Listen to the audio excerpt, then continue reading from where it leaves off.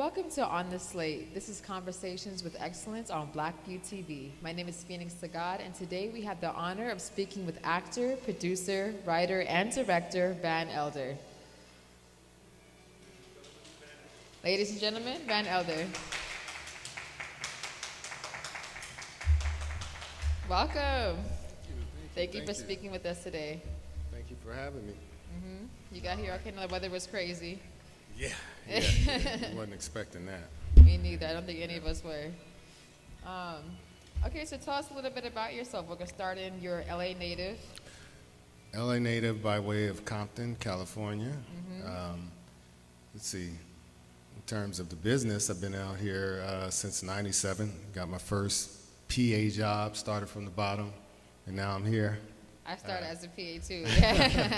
And I got fired from my first PA job. Hey, look, man, it happens to the best of us, right? Too. All right, so what were your early influences? Like, what actually got you into PA work? PA was probably my easiest access because I didn't have anyone that I knew who was involved in the business. So I just started looking around. I said, well, where can I start? That led me to, at the time I was in college, working as a security guard at Sony Pictures Entertainment in Culver City. And I kind of befriended some people on the lot, and I ended up doing an internship in production operations, which led to the PA job. Awesome. Right. Are you still in contact with any of them now? Yeah. I still have a lot of friends who are still there, and this is almost 30 years later. So yeah, I still try to maintain those contacts and do relationship maintenance every now and again. How did you make the jump from PA work into acting? You started with acting, right?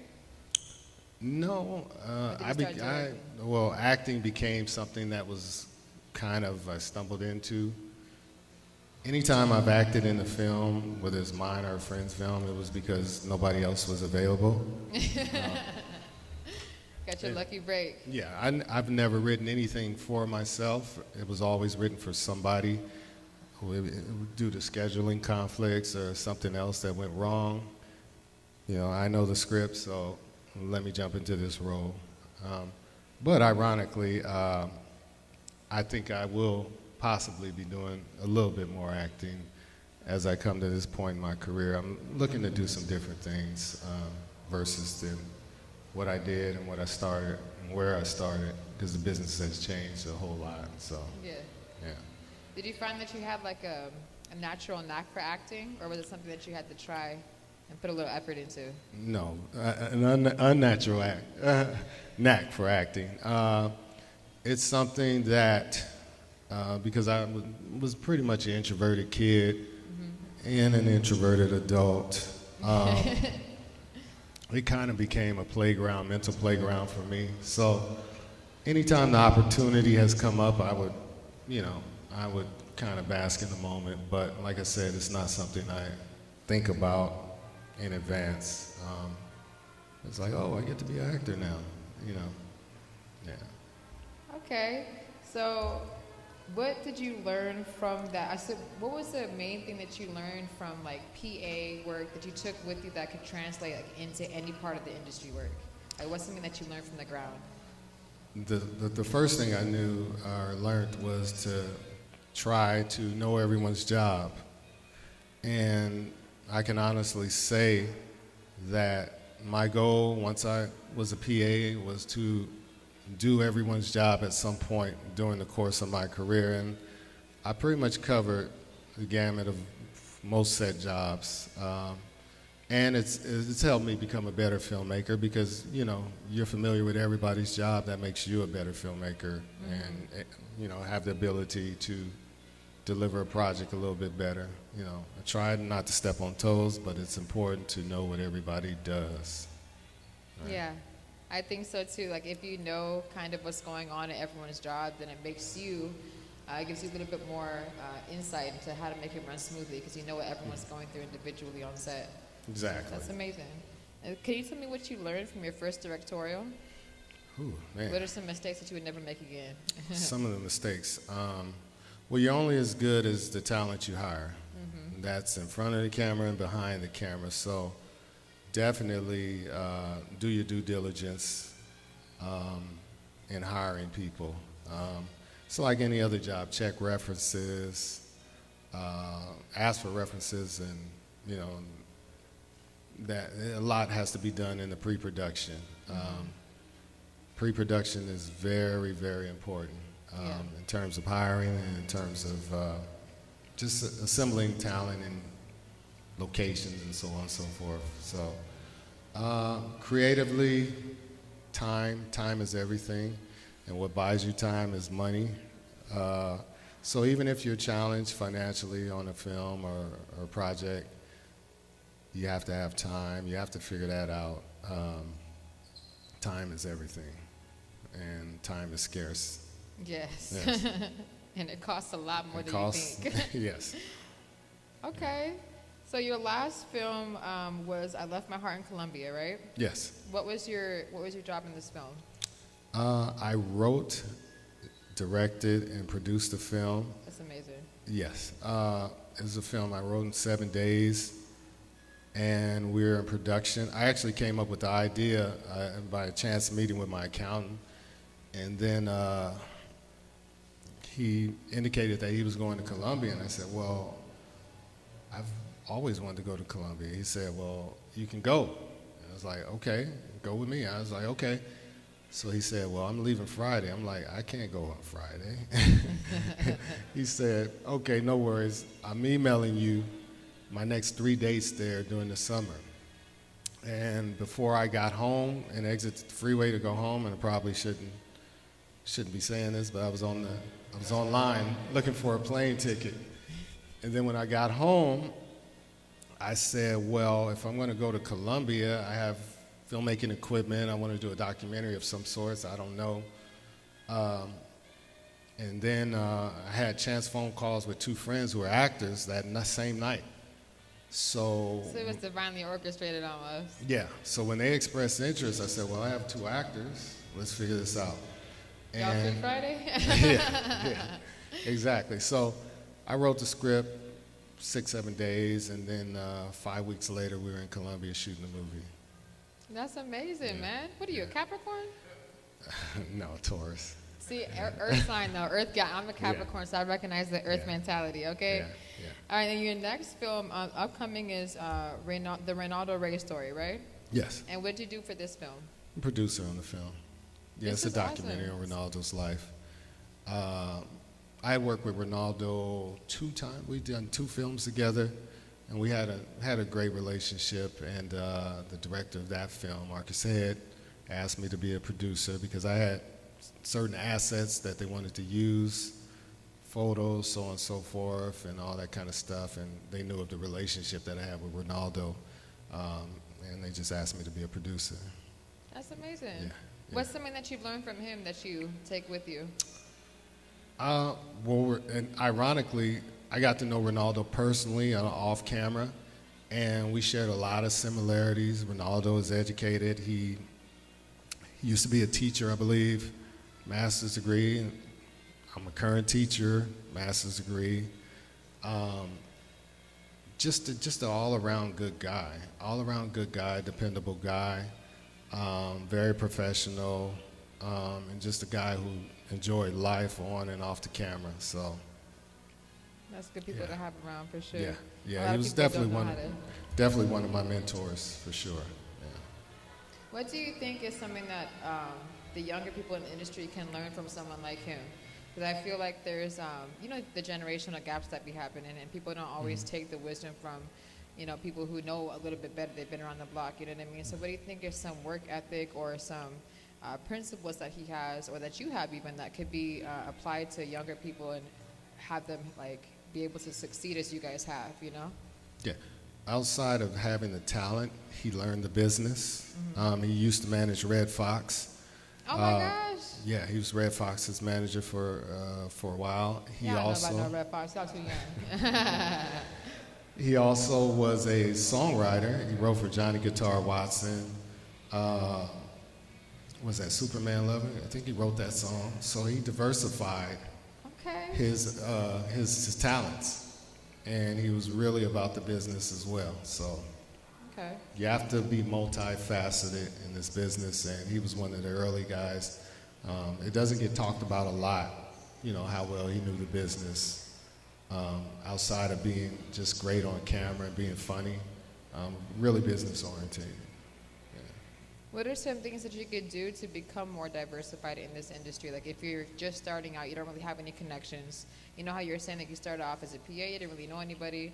What can you say for somebody who's trying to do the same thing that you are? I mean, the easiest thing, you have access to so many things that I'm an analog guy. I started you know, years ago, over 30 years ago, but digitally you have access to all these resources at your fingertips. Most of us are carrying around smartphones. You can write, direct, edit, and distribute your own content, you know, with the device that's in your pocket. Yeah. So, I mean, YouTube University, that's a great asset.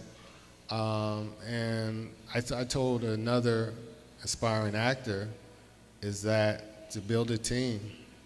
You know, you're gonna go through many different people before you find those people that are gonna stick, but along the way you're gonna learn a lot. I think Tarantino said it took him five films in to actually find his right team that he uses and has used for the last 4 or 5 films. So it takes time, but you gotta put yourself out there and, like I said, build a team. And everybody's not gonna click, but you know, you'll eventually find the right people and keep them around you. You got good people, keep them around you. Yeah. Okay, so someone coming from the analog era, maybe you could, do you agree with this statement? I think that, at least for me personally, what I've seen, I remember back in the day when we didn't have access to so many resources. We didn't have smartphones, we didn't have the YouTubes, we had dial-up, you know what I mean? Like this is back before you had these instant things at your fingertips. So do you think maybe it's made people a little bit lazier or less hungry? Because you would think that there would be a lot more people, you know, taking advantage of these things, but I feel like maybe because we didn't have to work for it as hard, like my little brothers would never know the struggle, you know what I mean? Yeah. So maybe we didn't have to work for it as hard after we got access. What do you think? I believe that. Some of the digital raised kids, their approach to the discipline is a lot different. Again, being from the analog world, starting there, I still approach projects the same way. Even though we have certain luxuries that we weren't afforded back in the day, I still have this methodical approach to the process in terms of filming, but I think to some degree, yes, it has made some of the newcomers a little bit lazy, and they're overusing technology without actually learning the discipline as well. Some of the social media stars and so on and so forth, I would recommend that they get schooled up on, you know, on the business as well as, you know, the totality of filmmaking versus just, you know, the microwave, the microwave presentation of their talents. Yeah. Yeah. I agree. I wholeheartedly agree. Thank you for backing me on that. Yeah. But what are some goals that you have for this upcoming year or the upcoming decade, even like for the rest of the 2020s? What do you have on the burners? What do you have that you want to bring to fruition? Well, I think I've kind of addressed certain things that I wanted to do early on, and now we're in a unique space with distribution, and just the business is at a real funny kind of place. But I personally am doing and branching out and doing projects that are different, a little departure of what I've done thus far, being a little bit more statement-minded in the things that I do, because I'm at a certain age. So legacy is important to me. So I want to leave certain things behind, doing certain socio-political documentaries and things of that nature, and just kind of expanding the things that I've done thus far. just going beyond, simply producing films for certain platforms and things of that nature. So we're in a space where, the opportunity is there, and nobody really knows where things are going. Even the higher ups and the studios and the big places of that nature. So I think it's a perfect time to try something new. I agree. Yeah. What are some documentaries that'd be a fun passion project for you? Well, the current documentary I'm working on is, I haven't really announced it yet, but I've been working on it for the past year. It's a documentary on, probably not popular with some, but Christopher Dorner. Wait, who? Christopher Dorner. Oh, okay. Yeah. And you're writing it, or? Yes. Okay. Been writing it for the past year, and we are just starting to do the interviews and things of that nature. So, again, socio-political, things of that nature versus simple narrative stuff. Yeah. So, controversial too, of course. You have to. Yeah. At least once in your life, you have to. Absolutely, yeah. And in terms of legacy, what do you think, like besides leaving something in the film industry, like what are some other things that you want to leave? Like what would you like people to remember about you 100 years from now? Ooh, 100 years from now. Again, something I've recently taken on was teaching. So I accepted a contract with the Los Angeles Unified School District to teach film. So I've become a teacher. Where can I enroll in your class? Well, unless you're in middle school. I missed my mark with that one. But I have taught at nonprofit at a nonprofit in Watts, just doing educational outreach and things of that nature, to kind of lend some of the things, some of my knowledge to others and inspire others like I was inspired as a kid. Being an 80s kid, had a lot of inspirations. I grew up in the movie theater and grew up as a kid that was raised by TV, which led me to where I'm at now. So I'm going to kind of be that person that inspired me to others. Yeah. I think you already are in so many ways. So thank you so much for coming to talk with us today. Is there anything else that you would like to leave with our listeners? Check out I Left My Heart in Columbia, and also my film before that, Kings of LA. Being an LA guy, that was a project that I wanted to make since I was a kid, and I left my heart in Columbia. And where can you watch that? On all streaming platforms? All streaming platforms, both films, VOD. Go through your cable menu, be able to pull them up, and you'll find them there. Okay. Hi there. My name is Renata Rose. Thank you very much, Phoenix and Van Elder, for coming out here. That was awesome. We're going to take some questions from the audience. But before we do, I just quickly, I wasn't really familiar with Christopher Dorner, but he was an officer who committed a series of crimes against the police department and then was cornered in a cabin and took his own life.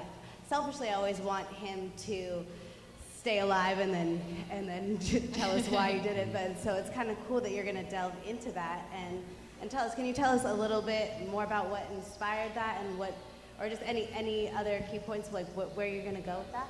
Yeah, I think there are so many nuances to his story and to that moment that weren't answered, and I was, what inspired me. What's that?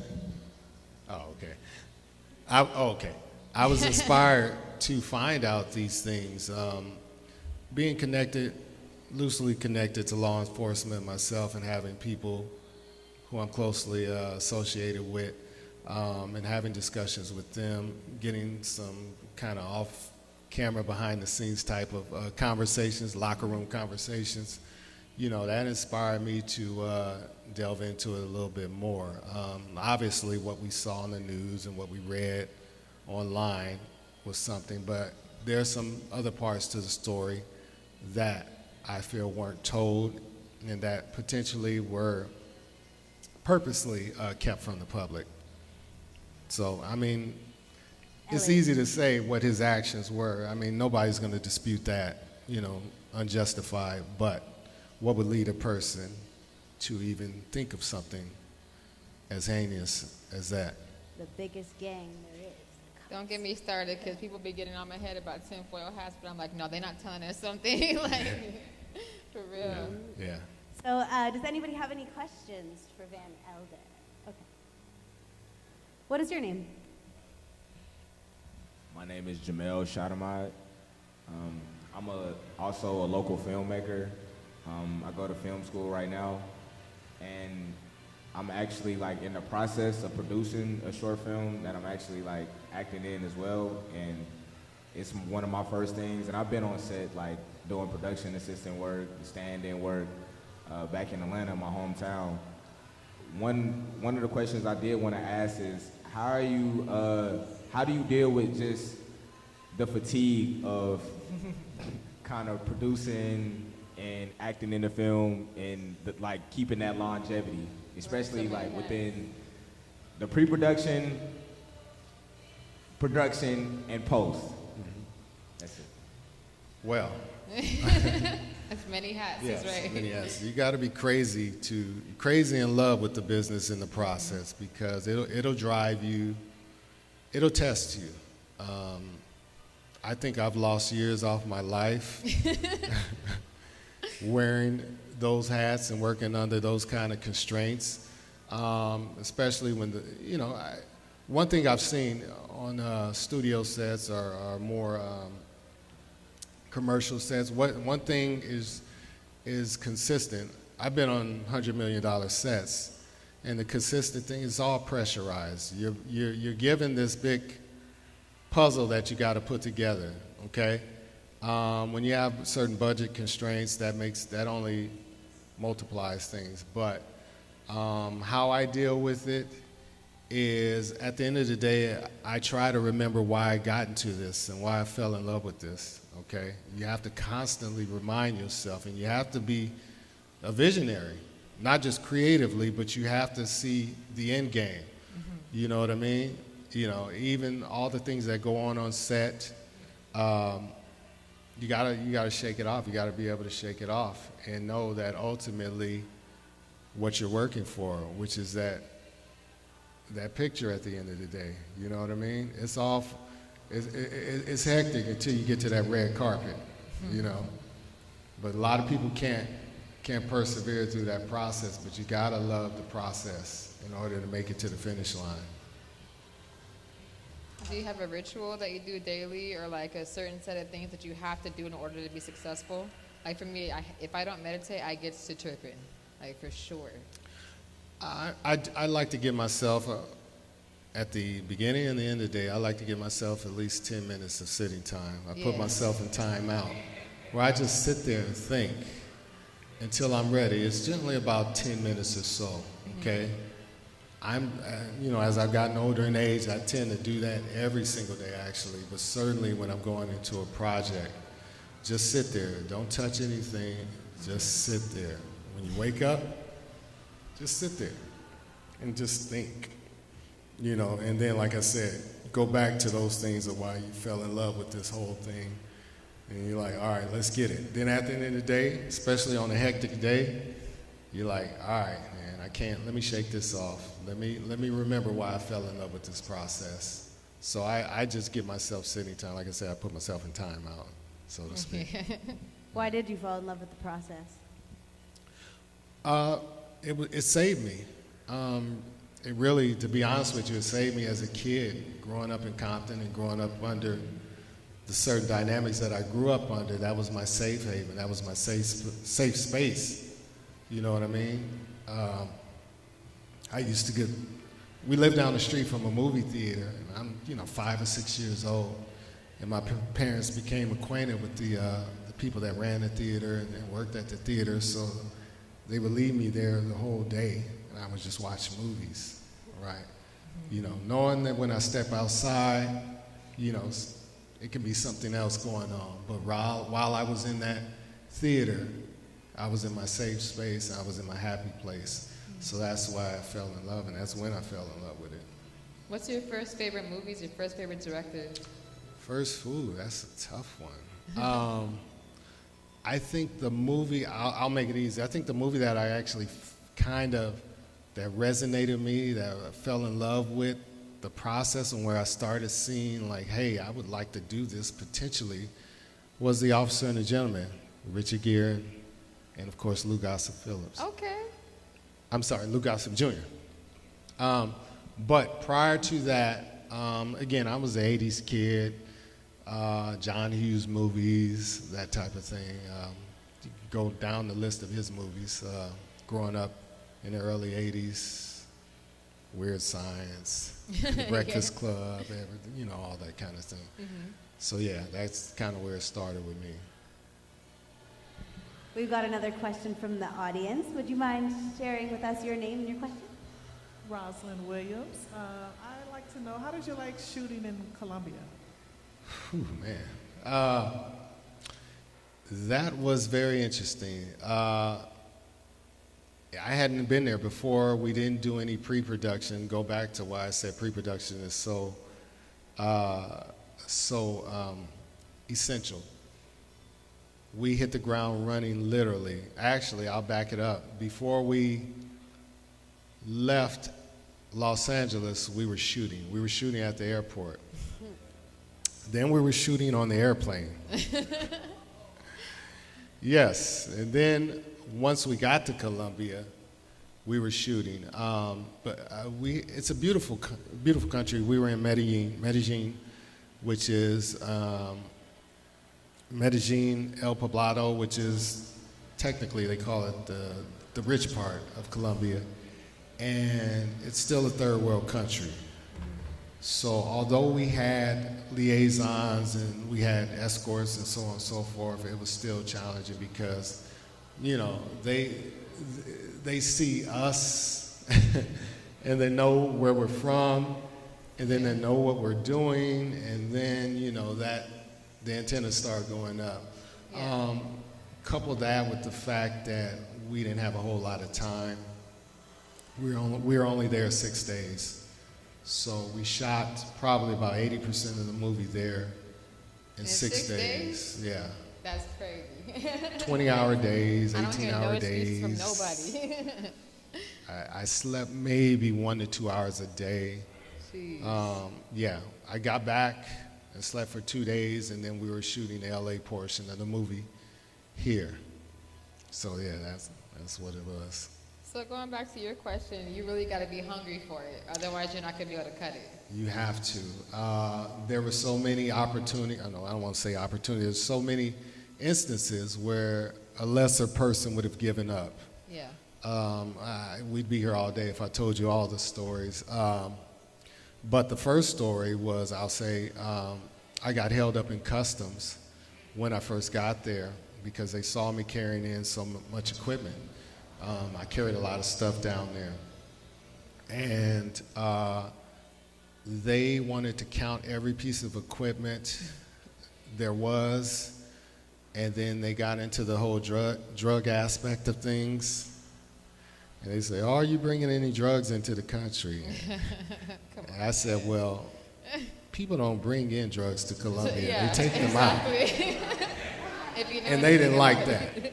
So they kept me there an additional 3 hours, filling out affidavits. They were really upset with that. So, but it's me trying to be funny. Play stupid games, get stupid prizes. Exactly. So it was that. Then you're dealing with the police there who, there's some corruption and things of that nature. So I was worried about getting robbed by some of the local natives, but it ended up being the police who tried to rob me on the streets. Now, having some experience with the police out here as well, like, where do you think, because, let's be real, we all know there's corruption in the LAPD. So, like, where do you think are some of the parallels, and where do you think are some of the differences that you could highlight? Well, the obvious difference is now there's more of a checks and balances system out here, where there's more watchdogs in place out here versus out there where they kind of operate, as their own little entity. there's no investigations out there. And if they are, they're investigating themselves. Whereas out here, we have a few more things in place where you can kind of, keep law enforcement honest and in check. Yeah. But out there, I don't want to say it's complete lawlessness, but they just have a certain way of doing things that we're not accustomed to out here. Do you think there's anything that we could learn from each other? Because what it sounds kind of like, I don't know if I'm speaking from an ignorant place, but it sounds kind of like that where they are now with their law enforcement is kind of how we were maybe like 50 years ago, you know what I mean? Mm-hmm. So like what are something that maybe we can learn from each other on how to operate better and like have a better checks and balance system and like less lawlessness, whether it's on a small scale or a large scale? Well, I'd say the first thing that they tried out there is to change the image of how the country is looked at. And, like I said, that was my first trip, but I know from reading and watching media and things of that nature how much they have changed it. We shot a lot of the movie in Comuna 13, which was Pablo Escobar's old neighborhood. You wouldn't go in there and shoot 20 years ago. Yeah. You get shot. But they made it real touristy. And they're trying to encourage and invite and build relationships with other nations, specifically the United States. So they were pretty inviting, and I think we certainly can learn a lot from that. I know they've been in the media recently with our president with tariffs and things of that nature. So I think change is inevitable, and they've come a long way. And what can we learn here? I don't know. Depends on the administration that we have in place, I guess. This is very true. That will influence a whole lot going forward. Yeah. Let me not go too far into that rabbit hole. But what are some final notes that you could leave with this? Like, what is, like, I know I already asked you about your legacy, but just like, not even from a work perspective, but just like as a human being, having been to different parts of the world, having seen, through different generations, certain things happening, what do you think humans are missing kind of that they could use right now? I would probably say, I would advise everyone to make a mark of some sort. Be an influence. Some of the people that influence me outside of the creative world were people in my life that I grew up with, family members, So there's you don't have to necessarily be a filmmaker, a director, a writer, a producer to influence people. Yeah. There are things that I carry with myself today that I learned from family members and people who were close to me and helped raise me up. So I would just say, make a mark, inspire, and love. Those are the three things that I would encourage people to do. Because when it's all done, when that light goes out, you want to leave something behind. I want to be half of what the people were that I grew up with. Yeah. If I can just be a part of that, okay? Our forefathers and grandparents and things of that nature who, left marks on us. Yeah. So everybody can leave a mark with someone, That's what I would encourage. Because that love that you can give to a child who might not have, like for me personally, if my father wasn't as available, but my grandfather and my grandmother were, and the love that they gave me opened so many doors, you know what I mean? All I had to do was look in the right place, and I think that's very important. So great advice, thank you. Yeah. Have any more questions from the audience?